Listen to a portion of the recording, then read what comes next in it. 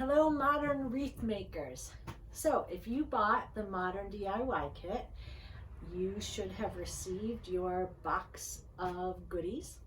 So you'll have your grapevine wreath, you'll have your preserved oak leaves, fan, depending what kind of palm you chose. It's either natural or copper or platinum. The beautiful peacock feathers, some thin pampas grass, some preserved ruscus, and a little bit of fungus. If you ordered the beech add-on, we'll have some lovely preserved beech leaves, depending what color you asked for. You know, we'll have rust or brown or like a mustard gold. But let's get started. So our original, this is the original, and we're gonna echo this. Essentially, we're going up and down rather than going all the way around. Since we have this beautiful grapevine, we might as well see it, right? I made another video on my own and royally botched it. So here's a different one. So you see they're the same recipe, but they're just a little bit different. So the first thing we're gonna do is we're going to add in some of our preserved leaves. You will need clippers of some sort for this, and maybe gloves, but gloves is up to you. So we want at least a couple inches of stem to be able to insert. We don't want the stem to be super long because then we insert it and it just pops out the back or sticks out the bottom or whatever. Sometimes I'll have clipped some of these off. You can use them for other crafts, make little bundles, attach them to gifts. There's a lot of things you could do. So I basically am gonna do the shape of my wreath. We'll fluff these a little bit. And all I'm doing is taking the stems and inserting them.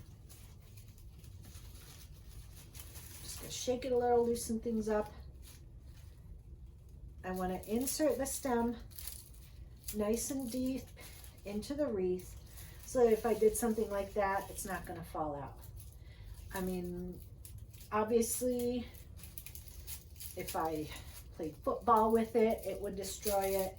But your wreath is going to either be on a wall, totally still, or it's going to be on a door. And there's a little shaking on a door, right? If you put it on your front door going in and out.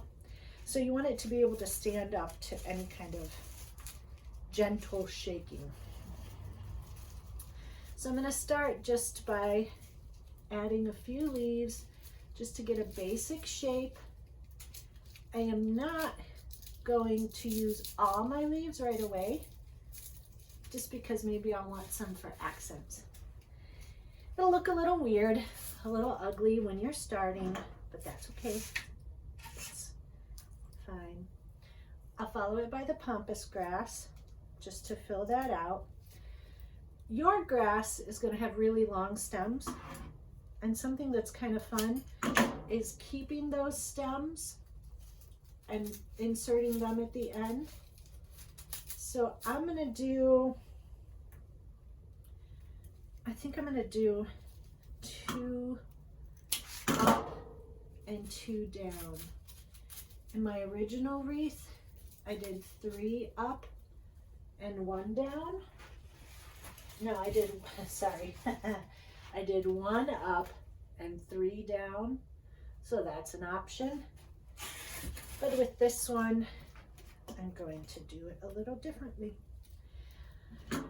I'm keeping these stems as I cut them off, just because I might want to use them for something else. You notice I'm kind of just adjusting. If I feel that there's too much resistance in the wreath, it means I'm trying to insert my dried elements like directly into a grapevine stem, and I'm just going to break them. So I actually, if there's too much resistance, just pull it out and kind of put it in another spot. So we have our pampas grass. That's essentially as big as it's gonna get. I mean, with these things we could do, you know, super tall.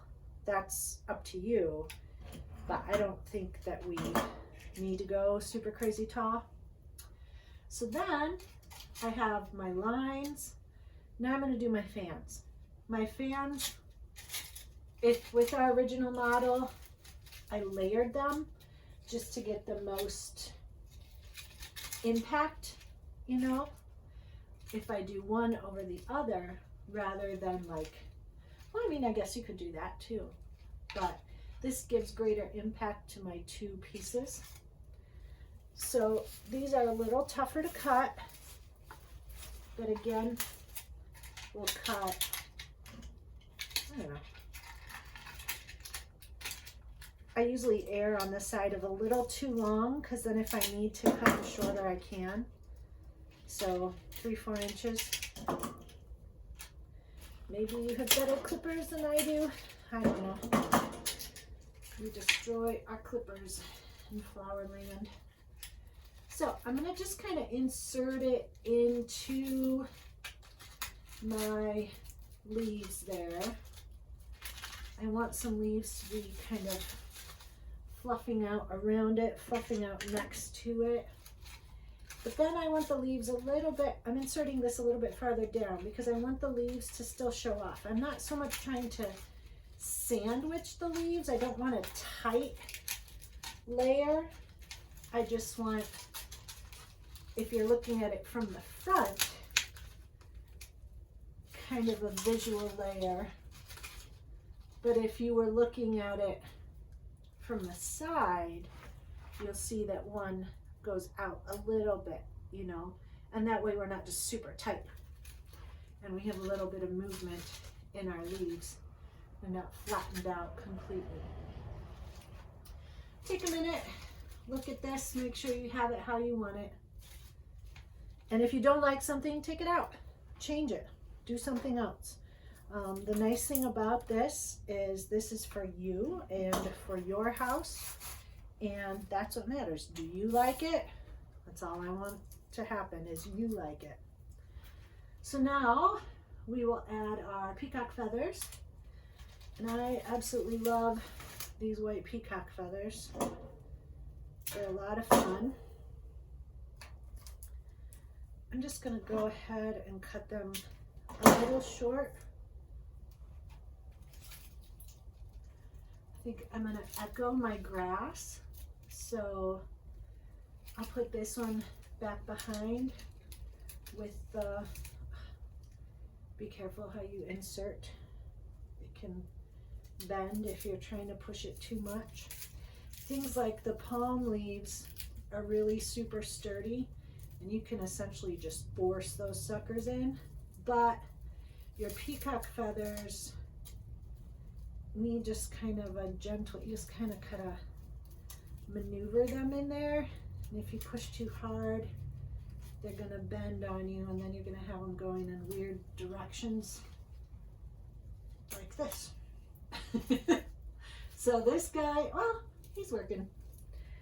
So we'll get that in there, and we'll insert this guy here, because I want to layer, again, I'm going to layer him. I don't like this leaf, so I'm going to cut it. I'm going to take this leaf and I'm going to insert it still kind of up in that area to bring through the white, but you know, feel free to edit. Feel free if something feels too big, if you need to cut off a couple leaves, if you need to take something out and shorten it, feel free. Okay, so I think I'm going to do 3 up top and 1 down below, just for fun. Now you will have your peacock feather, your wreath on a table. You're not going to be trying to hold it so people can see while you insert things. So you'll have a little easier time of it, I hope. I don't want my peacock feathers to be at the exact same height. They are eyes, but they're not eyes, you know? So you can see that I'm having to take things out and insert as I go and reinsert. That's totally okay. It's a little difficult with dried things because you don't want to, you know, you don't want them crumbling on you or falling apart. But you have a little bit of lifespan for inserting and removing. See, I still don't like, I'm going to cut this a little short. I'm actually going to get a different one.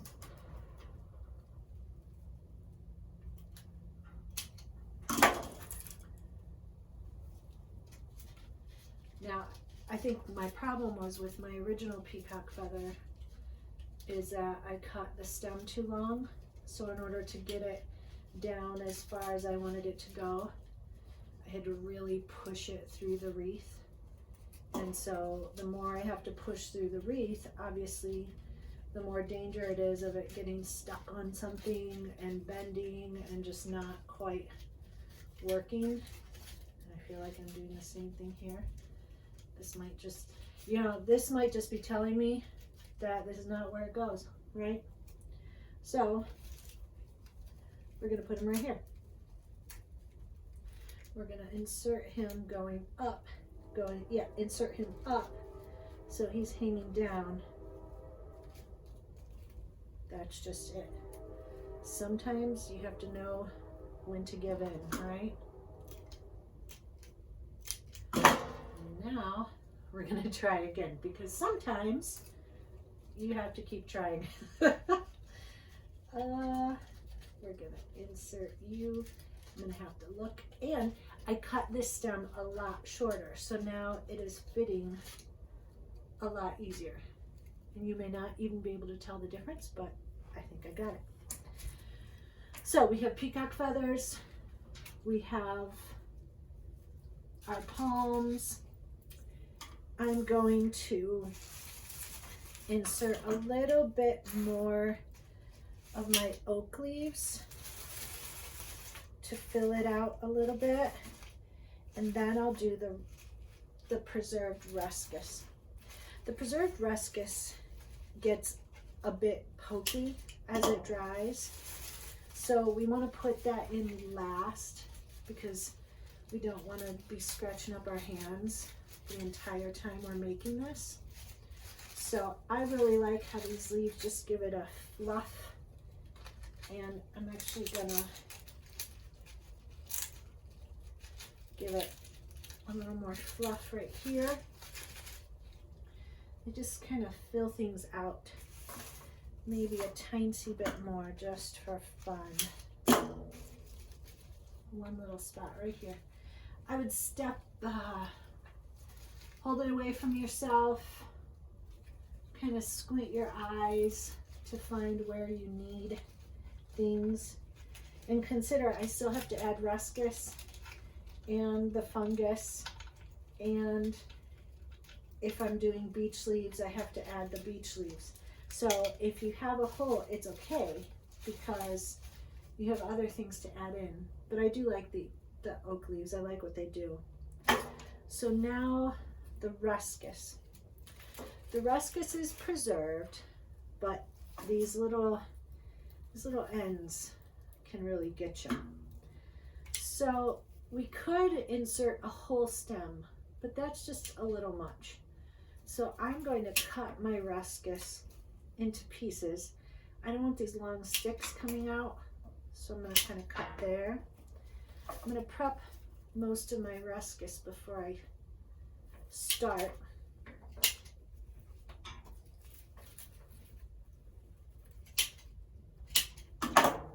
And now I have some to work with.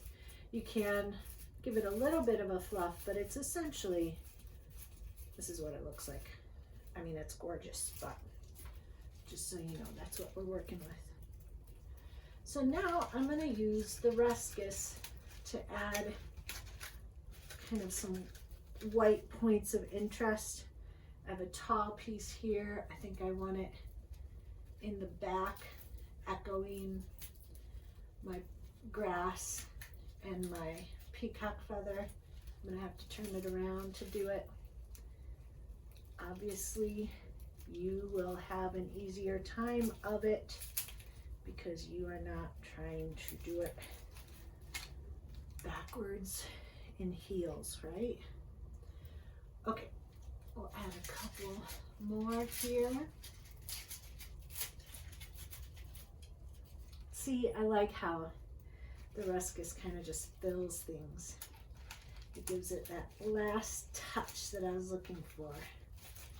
Right there. I want this to fill in right here. If you do cut something way too short, that's your time to pull out the glue gun, or I don't know, maybe a glue dot or some Elmer's glue or something, but you'll, or just have a, you know, fill in the little tiny spots. Maybe there's a spot that just needs a little something, and you can insert that little tiny stem in there, right? Like this guy. So it's just a random broken piece, but it's nice. It just will add it right in there. So it's still useful. And if you don't want to add it, use it for something else. Use it for wrapping a gift. So our last spot is our fungus, right? I like the fungus kind of echoing down the palm leaves. We could bring out some of the textures of the back. I'm gonna just, it's on a stick. You can cut the stick shorter. You don't want to cut the stick super short because the fungus, it doesn't really weigh anything, but you don't want it to pull itself loose. If it does pull itself loose, again, glue gun, glue dot, Elmer's glue, just pop it back in there. Essentially, this is just glue gunned to a stick. And see, I pulled some of the Ruscus out to kind of, yeah, come around it like that. So that's our basic kit, right?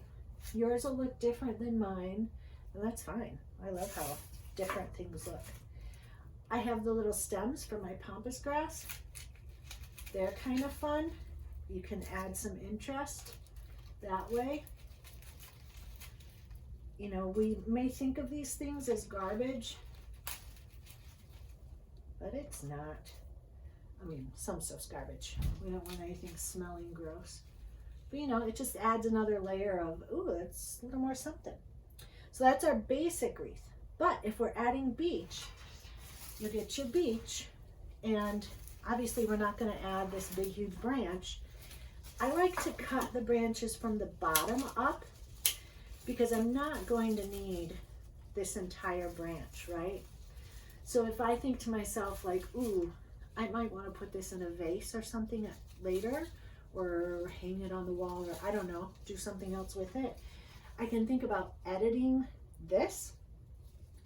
So, you know, maybe I want it to look a little more sparse, so I can cut that out so that if I put this in a, you know, kind of leaning over in a branch, and this doesn't need water, this is preserved, so it will get a tiny bit more dried out, but you don't need to put this in water. So you could just pop it in an empty vase or a vessel. You could, you know, hang it by a ribbon right on your wall.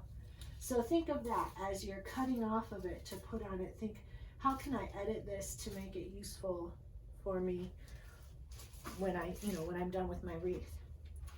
So we have our wreath, and I'm going to add in, I'm going to give this big guy think I want him at the base. These stems are decently sturdy, but just like so many of the things in this wreath, if we push too hard, they're gonna bend.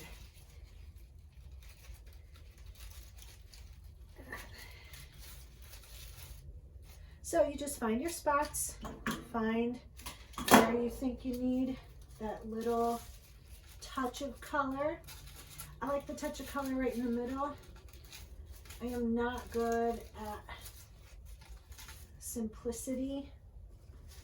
More is always better for me, and it's really hard to go for simple. But this is about as simple as I get, right? I'm gonna put this guy back in here.